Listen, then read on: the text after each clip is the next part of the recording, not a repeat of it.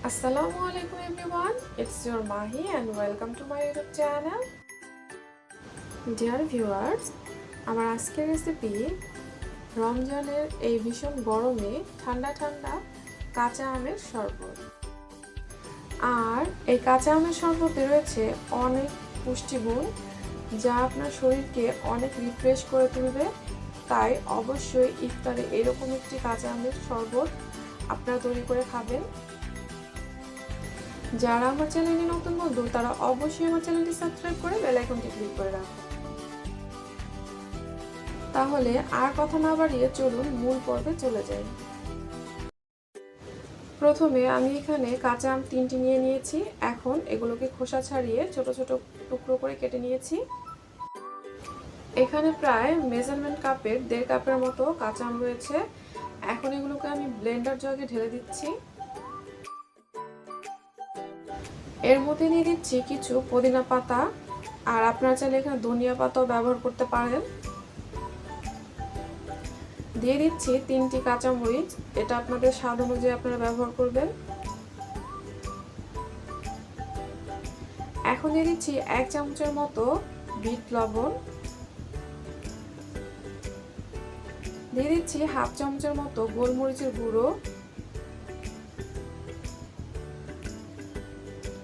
এখন দিয়ে দিচ্ছি 1/4 কাপ চিনি, 1 কাপের থেকে একটু কম, আর এটা আপনাদের স্বাদ অনুযায়ী আপনারা ব্যবহার করবেন। এখন দিয়ে দিচ্ছি 1/2 চামচের মতো সাদা লবণ। এখন দিয়ে দিচ্ছি 1 গ্লাস ঠান্ডা পানি, আপনারা অবশ্যই ঠান্ডা পানি ব্যবহার করবেন। এখন ব্লেন্ড করে নিচ্ছি।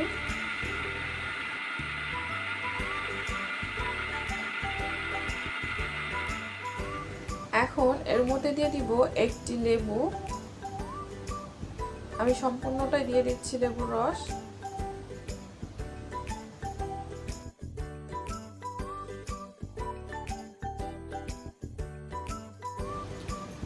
লেবুর রসগুলো দেওয়ার পর আমি আরো 2 গ্লাস পানি এর মধ্যে অ্যাড করে দিচ্ছি।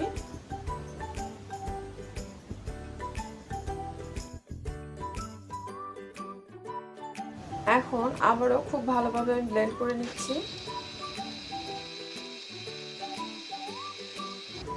দেখুন ঠিক এরকম হয়েছে ঘনত্ব। ডিয়ার ভিউয়ার্স, তৈরি হয়ে গিয়েছে মজাদার কাঁচা আমের শরবত। এটা আপনারা অবশ্যই ইফতারে ট্রাই করে খাবেন।